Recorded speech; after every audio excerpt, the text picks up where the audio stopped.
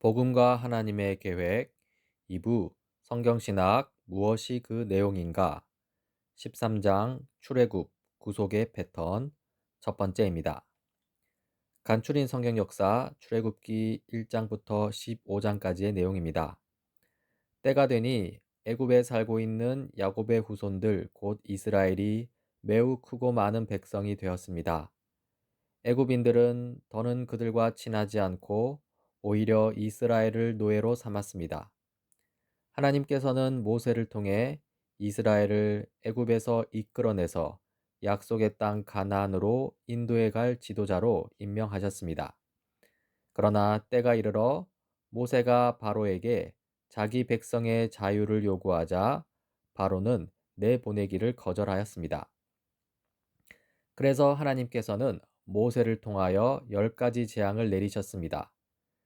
이 재앙들로 인하여 애굽인들은 공경과 파멸과 그리고 죽음을 맞았습니다. 그러자 마침내 바로는 이스라엘을 내보냅니다. 그러나 곧 그들은 추적하여 홍해에서 이스라엘을 잡기에 이릅니다. 그때 하나님께서는 이스라엘을 위해 바다 가운데에 길을 여셔서 이스라엘로 마른 땅을 딛고 건너가게 하십니다. 한편 하나님께서는 뒤쫓아오던 애굽 군대 위로 바닷물을 덮치셔서 그들을 전멸시키셨습니다. 먼저 노예 신세입니다. 이 약속의 땅 가나안에서 이집트로 이주하는 이 아브라함, 이삭, 야곱의 후손들 곧 이스라엘인데요. 이 지난 시간 야곱의 후손들은 요셉이 총리로 있던 이집트로 이주하는 것까지 살펴보았습니다. 그런데 여기서 제기되는 질문이 있습니다. 첫 번째 질문은요. 이 약속을 받은 자들 곧 이스라엘이 가나안 땅에 살고 있을 동안에도 그 땅을 계속하여 차지할 수 없었던 이유는 무엇인가?입니다. 이 실제로 아브라함, 이삭, 야곱, 그 야곱의 아들들은요. 이 가나안 땅에서 거의 유목민, 나그네처럼 살았습니다.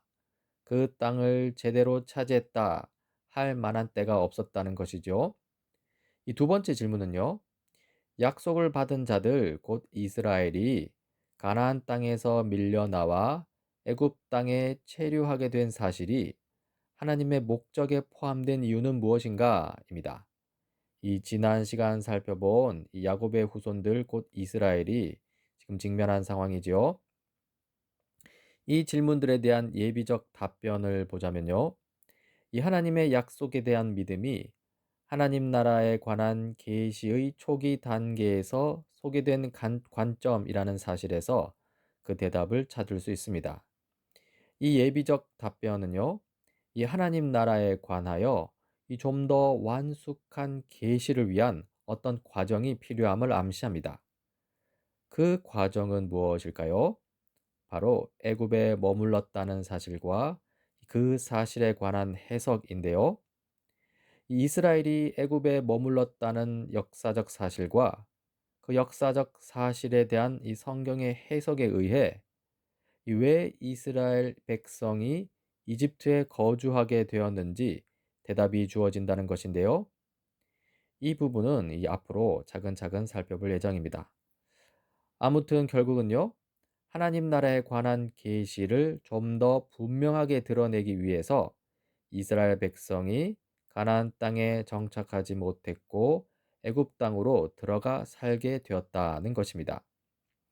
이와 관련해서 이 구약 성경에 나타나는 가나안 땅 소유의 의미를 좀 살펴볼 필요가 있습니다. 이 구약에서 가나안 땅 소유의 의미는요.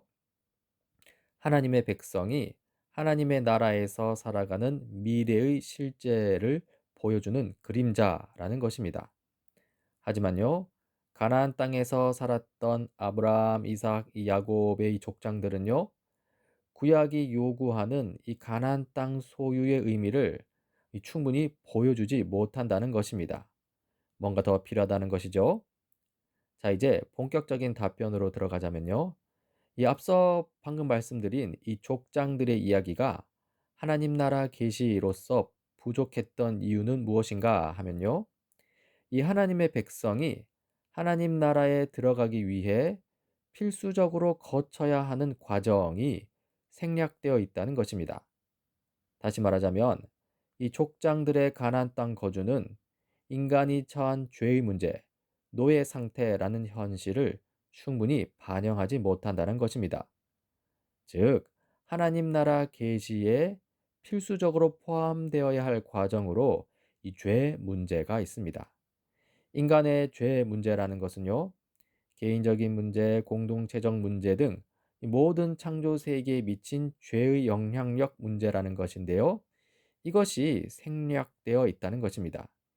그런데 이 죄 문제는 그냥 넘어갈 수 있는 것이 아닙니다.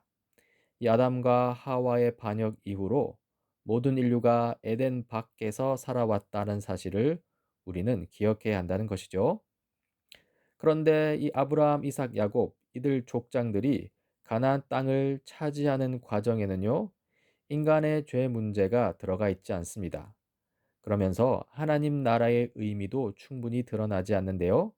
그냥 간단하게 가나안 땅에 들어가서 이 어중간하게 살아가는 정도이지요.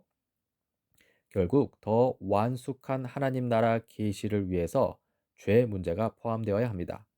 즉, 선택받은 백성의 역사적 구조 안에서 하나님 나라에 대한 더 온전한 계시를 제공하려면 이 선택받은 자들 역시 구속을 필요로 하는 죄인들이라는 사실을 고려해야 한다는 것입니다.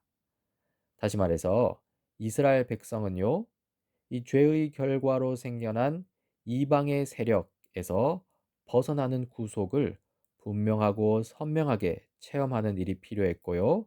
그 체험이 바로 출애굽 경험이라는 것입니다. 이 출애굽을 통해 죄로부터 구원이라는 하나님 나라 계시가 좀 더 온전하게 드러나게 된다는 것이죠. 그리고 결국 출애굽을 통해 구속의 패턴이 드러나는데요. 이 구속 패턴에 두 요소가 있습니다. 이 첫 번째 요소는 죄로 인해 타락한 상태라는 인류의 현실이고요. 두 번째 요소는 이러한 인류를 구원하시는 하나님의 일하심입니다. 이 예수 그리스도를 통해서 이 구속 패턴의 절정이 나타나는데요. 이때 구속 패턴의 첫 번째 요소는 죄로 인해 타락한 상태라는 인류의 현실 그대로고요. 이 두 번째 요소에서 드러나는 바 이러한 인류를 구원하시기 위해 이 땅에 오신 예수 그리스도가 나타나는 것이죠.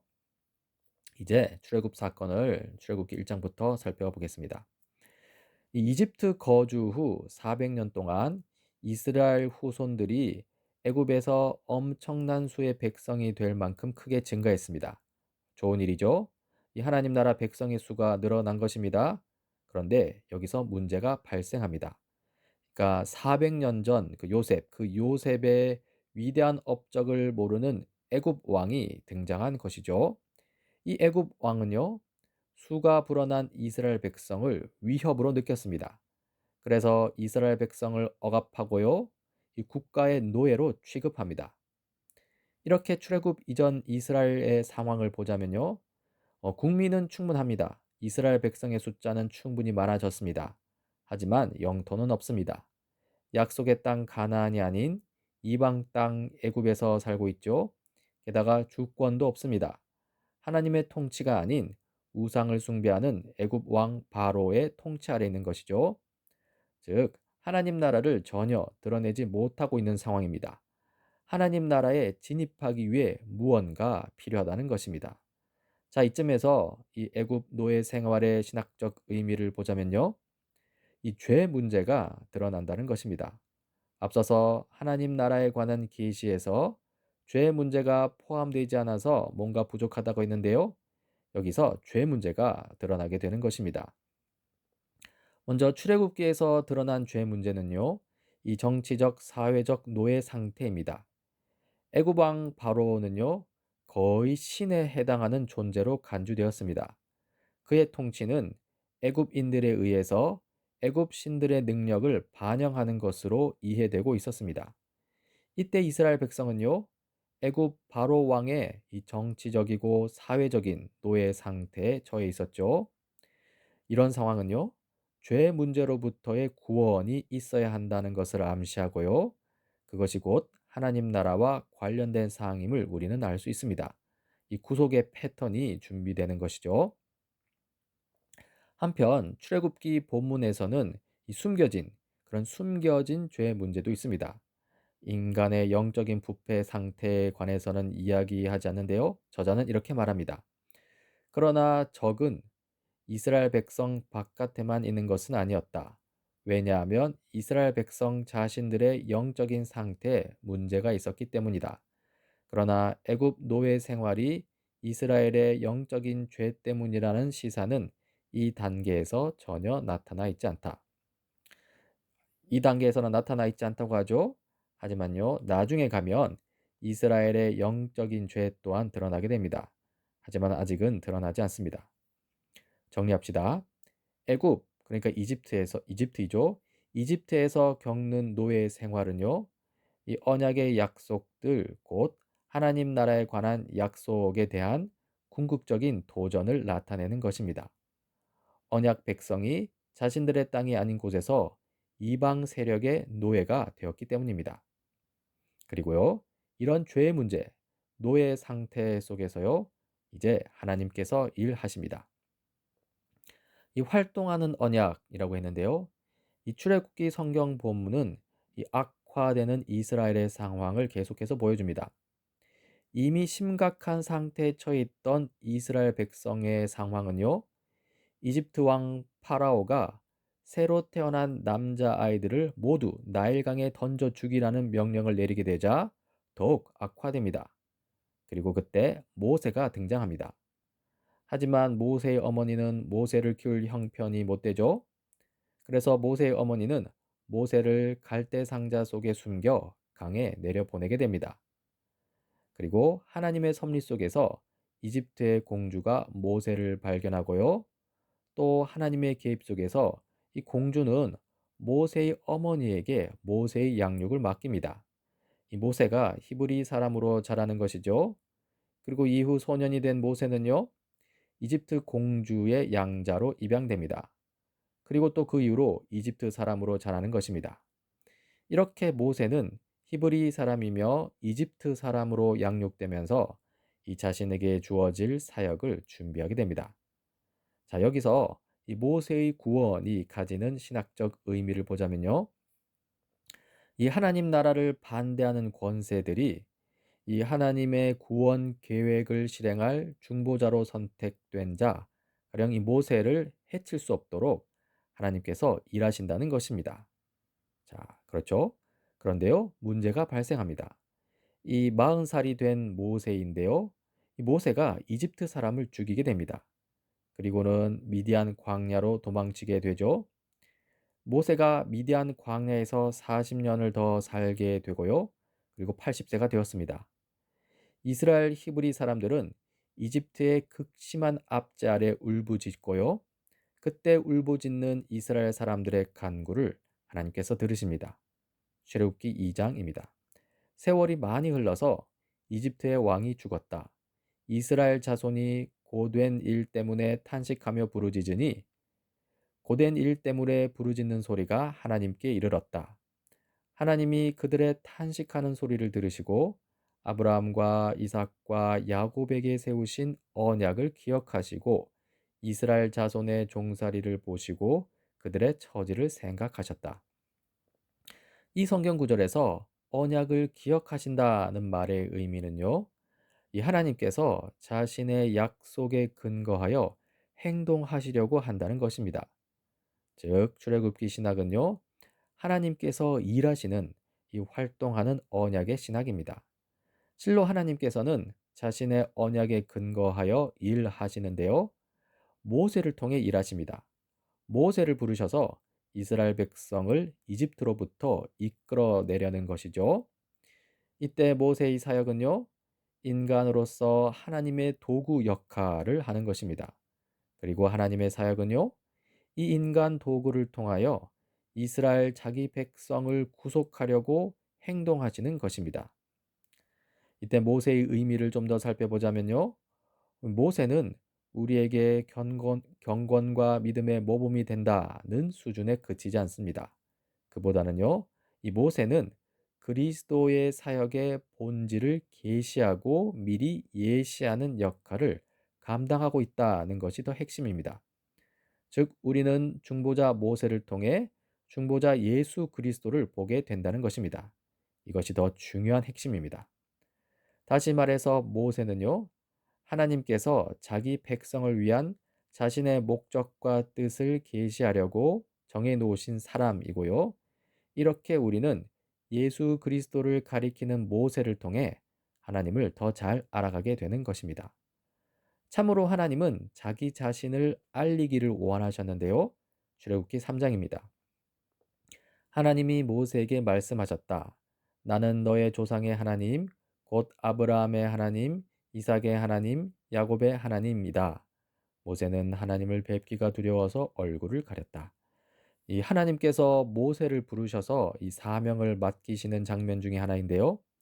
이 성경 구절에서 아브라함의 하나님, 이삭의 하나님, 야곱의 하나님이라는 말의 의미는요. 이 하나님 자신이 아브라함의 후손 곧 이스라엘로 하여금 그들 자신의 땅에서 하나님의 자유로운 백성이 되게 하겠다고 약속하신 분임을 의미합니다. 쉽게 말해서 이스라엘을 구원하시고 구속하시는 하나님이라는 것이죠. 이 하나님께서 계속 말씀하십니다. 주님께서 다시 말씀하셨다. 나는 이집트에 있는 나의 백성이 억압 때문에 괴로워서 부르짖는 소리를 들었다. 이제 내가 내려가서 이집트 사람의 손아귀에서 그들을 구하여 이 땅으로부터 저 아름답고 넓은 땅, 젖과 꿀이 흐르는 땅으로 데려가려고 한다. 이제 나는 너를 바로에게 보내어 나의 백성 이스라엘 자손을 이집트에서 이끌어내게 하겠다. 이 하나님은 이스라엘 백성을 이집트에서 해방시킴으로써 자신의 약속을 이루겠노라고 선포하시고요. 그리고 모세에게 임무를 맡기십니다.